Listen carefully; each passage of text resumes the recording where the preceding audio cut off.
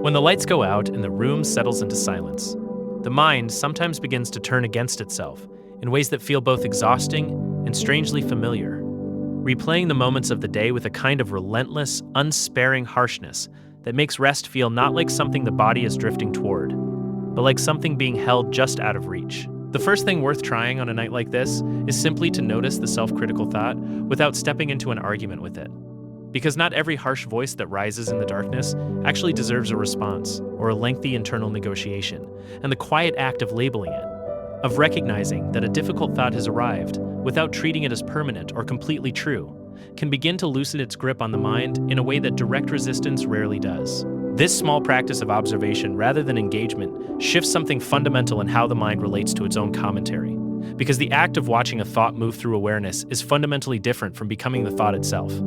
And over time, this distinction teaches the nervous system that not every story the mind generates in the darkness is an emergency demanding immediate attention and correction. The thought becomes something like weather passing through a landscape rather than a verdict about the landscape itself. Transferring the worries and regrets onto paper or a screen, rather than letting them circle endlessly through memory, offers a kind of release that the mind does not always know how to give itself. Because when the thoughts are written down and held somewhere outside the body, the brain no longer carries the full burden of keeping them alive, and what felt urgent and enormous in the stillness can soften into something quieter and more still. The act of writing is not about solving anything or reaching any conclusion.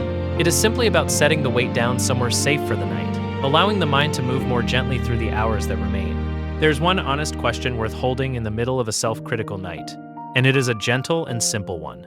Whether the words being directed inward with such force and certainty would ever be spoken aloud to someone who is loved and cared for with genuine warmth? And if the answer is no, then perhaps those same words do not deserve to be turned inward with that same certainty or that same repeated force. Asking this question is not about finding a perfect answer, but about creating a small pause between the thought and the belief, a moment of quiet space where something kinder might have room to enter.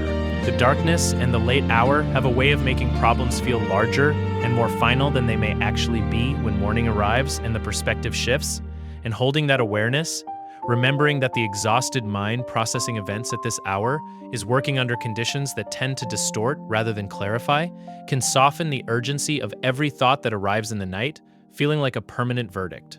What feels like an irreversible truth at midnight has a way of looking smaller and more workable in the clearer light of the following day. The body's fatigue and the mind's natural tendency toward rumination at these late hours create a particular kind of distortion, one that emphasizes what has gone wrong and nearly erases what has gone well. And recognizing this predictable pattern, this nightly habit of the exhausted mind, makes space for a kind of gentle skepticism about the harsh conclusions that feel so convincing in the stillness. The same issue that feels like a profound failure at 2 a.m. may reveal itself as a simple setback or a minor misalignment when approached by a mind that has slept and can see more clearly. Rather than allowing the mind to move through everything that was left undone or handled imperfectly throughout the hours that have passed, there is something grounding and genuinely steadying about resting attention on even one small thing that was accomplished during the day, however quiet or simple or easy to overlook that thing might seem, because the mind tends to find a more stable place to settle when it has something real and honest and positive to rest against. A single act of effort, a single moment of care given to someone else, a single task completed. Any of these is enough to name and hold with some warmth. Slow and deliberate breathing, combined with a soft and unhurried awareness of what is physically present, the weight and warmth of the bed beneath the body, the texture of the air, the distant and ordinary sounds that fill the room, can draw attention gently back into the present moment and away from the mental spiral that takes hold so easily in the hours when the world outside has gone quiet. Returning to what is here and immediate and real, again and again with patience, is one of the quietest and most effective ways of interrupting the loop of self-criticism before it deepens into something harder to release. These physical anchors work because they are not abstractions or ideas requiring effort to believe. They are simply what is true right now, and the mind has an easier time resting when it is pointed towards something concrete and undeniable rather than toward the uncertain territory of thoughts and interpretations. There is no requirement that everything must be understood or resolved or brought to clarity before the body is permitted to rest. And the belief that wholeness or completeness must be achieved before sleep is deserved only adds another layer of pressure to a mind that is already carrying more than enough. So releasing that expectation, allowing the night to simply be a time of restoration rather than a deadline for self-improvement, can itself become a quiet and meaningful act of kindness toward the self. The unfinished questions will still be there in the morning, and they will be met by a version of the self that has rested.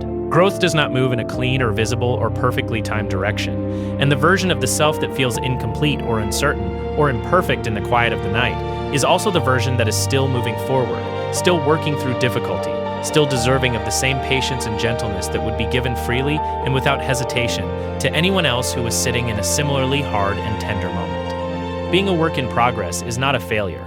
It is simply what the process of becoming something looks like from the inside, on the most ordinary of nights. Be kind to the mind tonight, because the voice that speaks so harshly in the darkness does not always carry the full or complete truth of who a person is.